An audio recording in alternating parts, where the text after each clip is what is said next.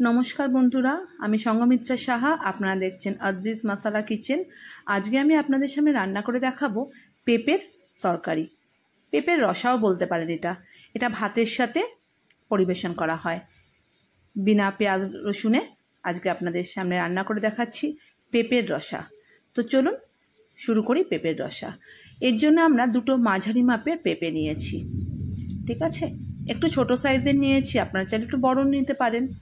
এবারে এই পেঁপেটাকে গা ছাড়িয়ে এটাকে ডুমো ডুমো করে কেটে নেব। এই দেখুন, আমরা পেঁপেগুলো কীরকম কিউবের মতন কেটে নিয়েছি। পেঁপেগুলোকে এইভাবে কেটে নিয়ে ভালো করে ধুয়ে নেব। এই দেখুন কীরকম কেটেছি। তো আমাদের পেঁপে কাটা হয়ে গেছে। এই পেঁপে রসার জন্য আমরা পেঁপে যেরকম নিয়েছি দুটো, আমরা মাঝারি মাপের 3টে আলু নিয়েছি। আলুগুলোকেও আমরা ডুমো ডুমো করে কেটে নিয়েছি কিউবের মতন। যেরকম আমরা পেঁপেটা কেটেছি ঠিক সেইভাবেই আমরা আলুটাকেও কেটে নিয়েছি।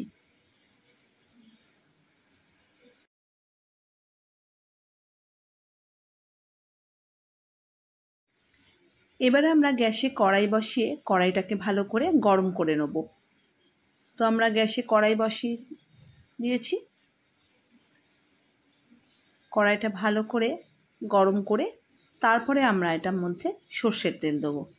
আপনারা চাইলে সাদা তেলও রান্না করতে পারেন। আমাদের কড়াই গরম হয়ে গেছে। এবারে আমরা সর্ষের তেল দিচ্ছি। প্রায় 5-6 টেবিল চামচের মতন আমরা সর্ষের তেল দেবো এতে।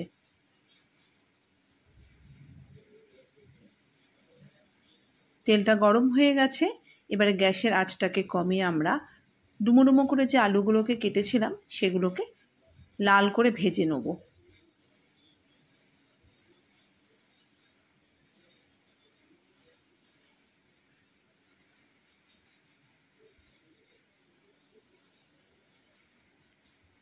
এবারে আমরা আলুর মধ্যে দিচ্ছি হলুদ আর নুন, স্বাদ মতন নুন দিচ্ছি।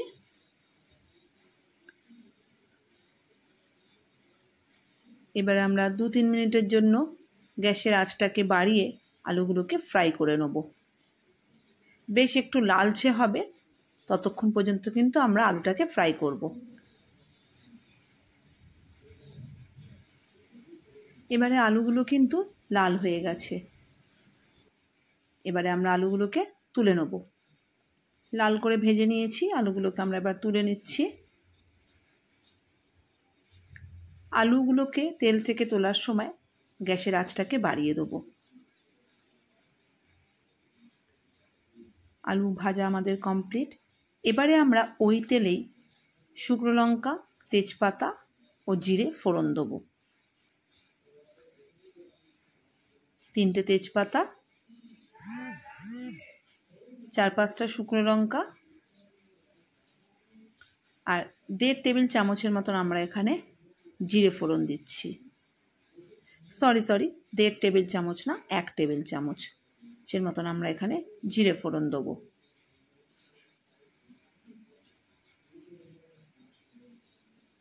শুকনো লঙ্কা আর তেজপাতা একটু লালচে হওয়ার পরে আমরা জিরেটাকে দিচ্ছি।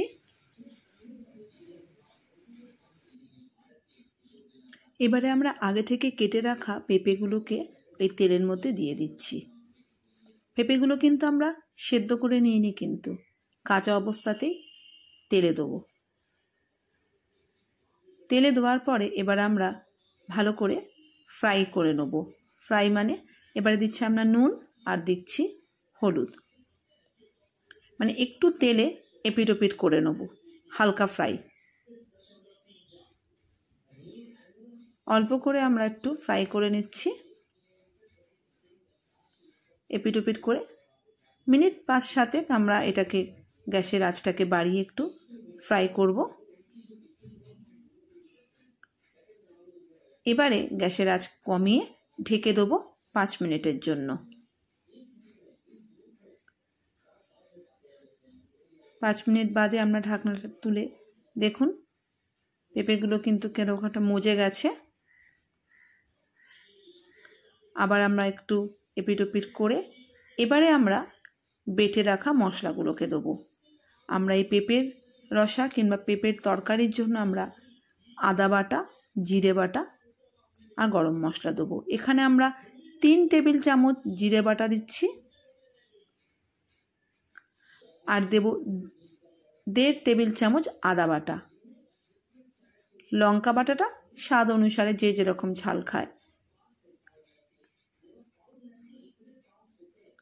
আদা, লঙ্কা বাটা আর জিরে বাটা এই 3টে পেস্ট দেওয়ার পরে আবার গ্যাসের আঁচটাকে বাড়িয়ে মিনিট 2-3 এটাকে একটুখানি কষিয়ে নেব। আবার একটু হলুদ দিচ্ছি,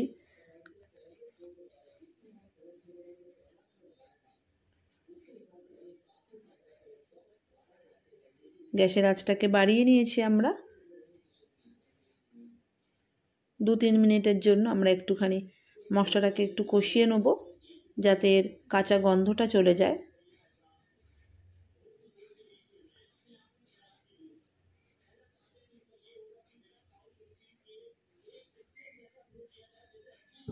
দু 3 মিনিট এটাকে ভালো করে ফ্রাই করে নিয়ে এবারে আমরা এতে দেবো 1 কাপ জল। এই ধরুন 100 থেকে 150 ml এর মতন আমরা জল দিচ্ছি। এই 1 কাপের মতন জল দেওয়ার পর আবার একটুখানি আমরা মশলাটাকে কষিয়ে নেব।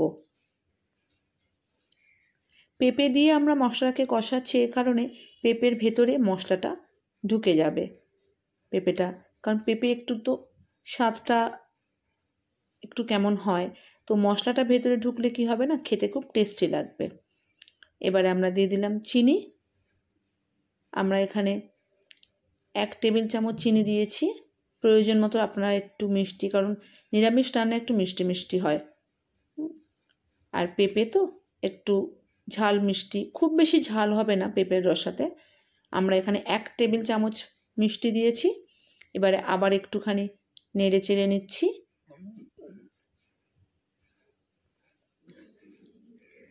এবার এতে আমরা দেবো প্রায়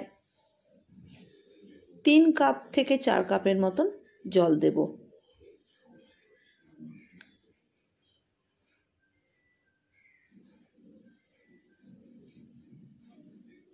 যে যেরকম ঝোল খেতে ভালোবাসে সেই অনুসারে আপনারা জল দিতে পারেন। তবে এটা খুব বেশি কিন্তু কষা হবে না, খুব বেশি ঝোলও হবে না, কারণ জলটা দিচ্ছি পেঁপেটা তো একটু সেদ্ধ হবে, সেই জন্য। পেঁপে অর্ধেক সেদ্ধ হয়ে গেছে, যখন আমরা ঢেকে রেখেছিলাম তাতেই পেঁপে অর্ধেক সেদ্ধ হয়ে গেছে। এই জলটা একটা ফুটে উঠলে এবারে আমরা আগে থেকে ভেজে রাখা আলুগুলোকে দিয়ে দেবো।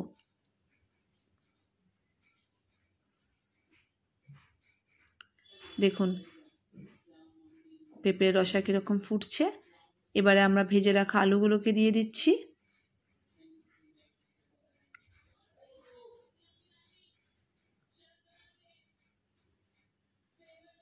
এটা কিন্তু নিরামিষ দিনে খুব ভালো লাগে খেতে ভাতের সাথে। আর আপনারা যদি এটাকে খুব কষা কষা করে করেন তাহলে কিন্তু এটা লুচি পরোটা দিয়েও ভালো যায়, তাতে কিন্তু ঝোলটা থাকবে না, তখন একটু কষা কষা করতে হবে। এটা আমি ঝোল রেখেছি, ভাত দিয়ে খাওয়ার মতন করেছি। তাই আলু যেহেতু ভেজে নেওয়া, ফলে আলু সেদ্ধ হয়ে গেছিলো আগে থেকেই। খুব বেশি আলু দিয়ে ফোটাবো না, তাহলে কি হবে না, আলুটা গলে যাবে, আর আলু গলে গেলে ঝোলের তেলটা কিন্তু দেখা যাবে না। এটা আপনাদের একটা কিন্তু টিপস দিয়ে দিলাম, মনে রাখবেন। ঝোলটা ফুটে উঠেছে, এবারে আমরা দিচ্ছি 1/2 টিস্পুন গরম মশলা আর দেব ঘি, 1.5 টেবিল চামচের মতন আমরা এর মধ্যে দিচ্ছি ঘি।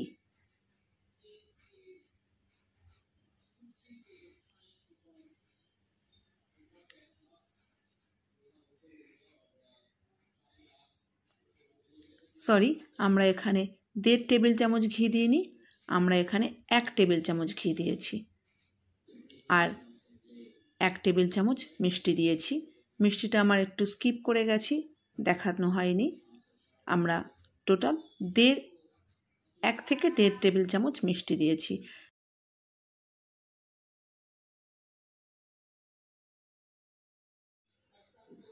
তো চলুন, আমাদের পেঁপের রসা কিন্তু তৈরি।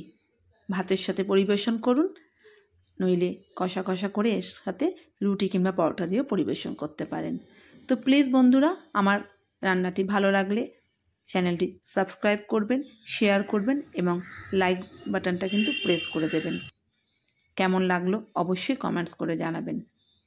তো চলুন, আজকের জন্য তৈরি হয়েছে পেঁপের রসা কিংবা পেঁপের তরকারি, যেটা বলবেন। খেতে কিন্তু খুব ভালো লাগে, আপনারা অবশ্যই বাড়িতে ট্রাই করবেন।